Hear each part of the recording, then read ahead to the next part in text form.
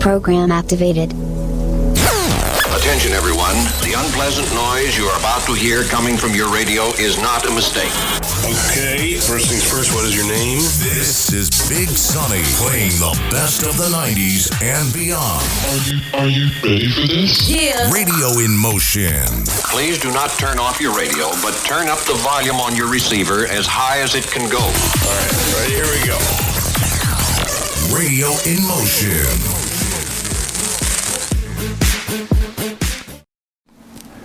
Hey everyone, welcome back to the show. Tonight on Radio Motion, we're doing our sweet 70s sound.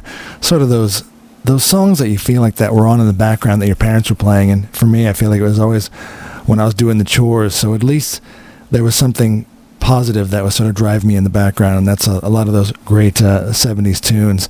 But now we're going to do another installment of The Ugly Truth. And The Ugly Truth is the Oscars are just becoming a non-thing. And let's face it, I feel like the Oscars haven't been really worth talking about since Will Smith, livened things up with Chris Rock. And that seems to be the only time anyone talked about the Oscars.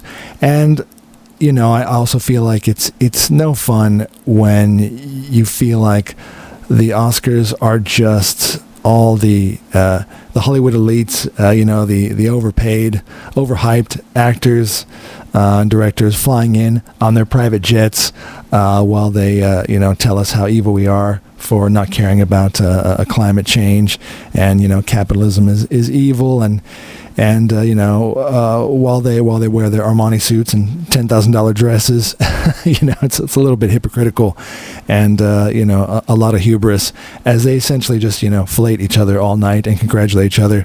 By the way, when I talk about the Oscars, it makes me sad a bit because that was one of those things that I was always really excited about. It was really just a culmination of all the great movies you saw through the year, and you wanted to see who won. And again, that's how the tradition used to be, and it certainly has changed. It's lost its luster. And when I talk about the Oscars and Hollywood, I'm talking about that Hollywood bubble in California. Those elites who live in their mansions on the countryside there, on the where they always get earthquakes and landslides. By the way, why are all those $1 million homes on the side of those cliffs? Anyway, that's California's problem. But again, I'm talking about that Hollywood elite bubble that live there. I'm not talking about all the hardworking people that make movies, or specifically the actors and actresses or the directors who that is their passion. And I still believe in that. Movies are a big part of my life and a huge part of pop culture and all of our lives. And that part is separate. When it comes to a movie and the pure art of cinema, that's different, and I still think it's a beautiful thing, and I think it's hiding out there somewhere, hopefully. But when I'm talking about the Oscars, it really is, like I say, just a night where they all congratulate each other for being very awake to all the problems of the world as they tell us minions and lower people what to do. Again, that's the part that hurts. It's the hypocritical part. But anyway, let's get the first thing out of the way. The big Barbenheimer summer, Barbie and Oppenheimer. Well, let me tell you, Oppenheimer knocked Barbie down with a 1-2-3 punch. Best Picture, Best Director, Chris Nolan. Best Actor, Cillian Murphy. And it's about time, Best Supporting Actor, Robert Downey Jr. I'll talk about him a bit later. I think he got a nasty uppercut in the show from Jimmy Kimmel, which really wasn't warranted. But yeah, the Oscars, they've been so political now. And again, that's the problem with Hollywood. As you know, no one wants to hear all this political dogma and propaganda from Hollywood. Just give us a movie. Just do what you do best. Entertain. Don't try to make everyone, so divisive that they try to pick a movie because you've ticked all the boxes. That's not what we want. Just entertain us. But the interesting thing is usually they are a bit more political. When they go to the mic, they always do their speech. They do the big political thing. They were a little bit humbled last night, a little bit subdued, including Jimmy Kimmel. And I think that's because Hollywood is feeling like they are backed into a corner, folks, because they have not been knocking it out of the park at all in the past few years. And last year and this year's looking about the same, was really quite dismal with movies. And I'm not knocking Oppenheimer. It certainly deserves, to be recognized. But I'll be honest, I feel like if Oppenheimer was released a few years ago, when Hollywood was still riding full steam ahead on other motion pictures, it might not have fared as well. But this is what happens. You get desperate for anything, and even something that's pretty good ends up being astounding. So I think that's interesting. But yeah, the whole opulent spectacle of out-of-touch people who have no idea that Americans are or people around the world, Australians, Britain, everybody who can barely afford to pay their heating bill. I think it's tough when they have such hubris and they're so out of touch. Also, I wanted to note, this is an interesting thing when you watch the Oscars, and I've watched this through history. I'm sure some of you are older, have seen this with actors that you grew up with. As actors get older, I think, especially when your life is spent in the limelight, it's tough. It's not easy. I feel for them. I get it. But if you chose that life, you've chose being in fame and in the limelight, and especially nowadays, even more so than 20 years ago, 30 years ago. Everything you do is photographed, videoed, and it's out there immediately on social media. So it's difficult to see aging actors and actresses. I'm not saying they can't. We all age. We all get older. But I think they do need to take a page out of probably Jack Nicholson's book. Have you heard from Jack Nicholson lately? He is still alive. He admittedly, even himself, he sort of drifted away on purpose. And I think it was the movie Departed. That was probably that was the last movie he made. And he said he could feel that, he was having trouble remembering lines, and he could just feel he was losing that touch. And it was even annoying the other actors a bit. Not that they'd ever say it. Working with someone like Jack Nicholson, one of the greats, I doubt they would.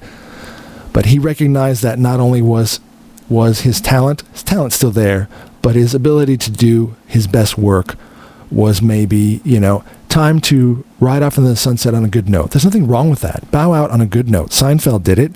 Go out on top. And then keep that memory in people's minds. I know it's harsh. You're like, oh, what? They can't age? That's not fair. No, I'm going to be honest. When it comes to the limelight and fame, you should bow out when you can. And so when I see Al Pacino, he's up there on stage pretty much looking like someone just woke him up from the nap. Hey, Al, you're on. And he just woke up. Hey, I'm on. Hey, it's like he just came out there grumpy, looking like an old man who just didn't get enough sleep, or you woke him up from a grumpy nap in his favorite chair. Again, I know it sounds harsh, but I don't want to see that. I'd rather think of Al Pacino at his best. And the other one is Robert De Niro. And again, when they're starting to get political, Robert De Niro's got such Trump syndrome. Again, I don't care what you think about any politician. When they use their platform to just go out there and tell us that, we're just peons, we know nothing, and he's got such Trump-itis, I tell you. He's stuck on he's on the one note now. It tarnishes and diminishes his great work and his body of work. That's the problem. I don't want to think of Al Pacino and Robert De Niro as being grumpy old men who are telling us off at who we voted for. What is that? I thought they were just amazing actors who over the years have shaped cinema. I'd rather that. So that's a tough one. There was a nice moment with Arnold Schwarzenegger, Arnie, and Danny DeVito, and Michael Keaton. That was pretty cool. A lot of the Batman lineage there, and of course Danny DeVito and Arnie. When you see them together, I can't help it. I just think of twins, and just one of the classic and best movies. I think it's like a fine wine. It's aging better. Everyone should see that, to see what movies could be like. Just very lighthearted, putting Arnie and Danny DeVito in a movie together, and their brothers. Oh, hey, that's crazy. But it really worked. Their chemistry was all time. So they were on stage presenting, and that was fantastic. And Danny DeVito having a go at Michael Keaton, and Michael Keaton's looking back at him with a Batman scowl, kind of saying, "Yeah, come at me. I'm still Batman. I've got it." Obviously, Danny DeVito as the Penguin, and Arnie, they were both defeated by Batman. But I think it's great to see that when the nostalgia is still there and someone is still with it. I certainly always say this about William Shatner. The man is in his 90s. If you listen to him or see him on a podcast, the man, it's not that he still looks good, but he's still sharp as a tack and he's with it. And he just says it's genetics. I don't know about that, but hey, if it's genetics, good on him. But it's good to see that sort of nostalgia. I love seeing that. It's interesting. A few of them were bagging the movie Madam Web. Look, what can I say? It opens itself up to be bagged. It's been totally trashed by critics and fans. And Madam Web is one of those movies that is failing for the perfect example of Hollywood trying to force the message and tick all the boxes. And you can't make a movie by committee. You can't say, well, we need to please everyone, and we also need to make sure the movie is diverse, and we tick the boxes, and all the subject matter is acceptable, and no one will be offended. That's not possible. That's especially not possible with art. I've talked about that before. It makes no sense. Art is what it is. You either like it or you hate it. Let the chips fall where they may. But the interesting thing about Madam Web I wanted to talk about is this is the first time I've actually seen one of the stars talking about it while it's still out. Dakota Johnson, the star of Madam Web, actually was sort of noted as saying in an interview, essentially what I just said. She's saying, the art suffers. You can't make a movie by committee. This is quoting her statement. Films are made by a filmmaker and a team of artists around them. Absolutely. You can't make art based on numbers and algorithms. That's a fact. You can't try to have a boardroom of execs decide how to force the movie to be good and tick all the boxes. It doesn't work like that. I was thinking even if they were going to start using AI, you know what, as much as some of those little videos are convincing that AI makes, nobody would believe that crap. Nobody would buy it. Nobody would go watch an AI-created movie. And that's what you're doing now. You're trying to make a movie by equation. And it just doesn't work. And again, if you're trying to force... Now, also, if you know this, you should know, the Oscars now are even harder to get into. You can't just make the best movie with the best people and the best director and the best story, and it touched a wide audience and had a message and also possibly was popular at the same time. You can't do that. Now they have to tick boxes. The minute you start ticking boxes, that's something that's mandated before you can even be considered for an award to be recognized. You're immediately not getting the best person for the job or the role. That's a fact. I'm sorry. That's called meritocracy, and you can't design it with data.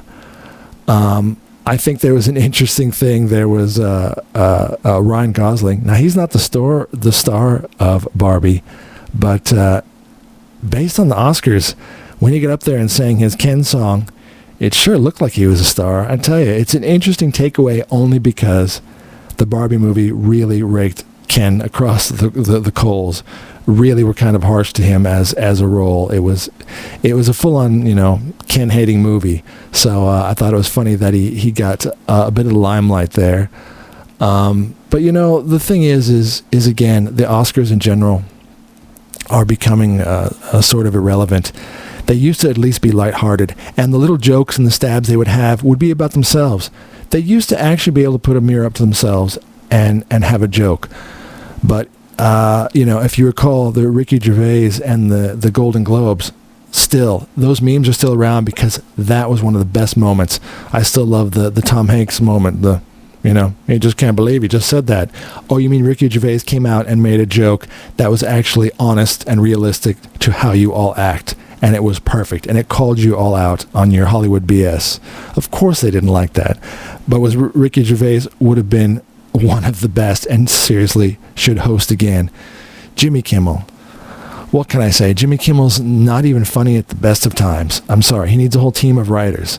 And when he is, lately, for the past decade, he only seems to focus on just the very divisive political jokes. And that just gets old. Just chill, man. Just have a laugh. So he was a bit dry and predictable and actually not as divisive as I thought. So that's interesting. I feel like Hollywood's getting backed in a corner here, and they feel like they can see now that the tide is turning, and that when they turn on the audience, when you turn on the people that provide your income, because you want to take a certain side, a political side, and you want to inject it in the entertainment industry, and then people don't show up to the movies because they're crap, you get mad at the audience because you made crap. I think they're finally starting to wake up to this. So yeah, a lot of his jokes didn't land, but they were safe.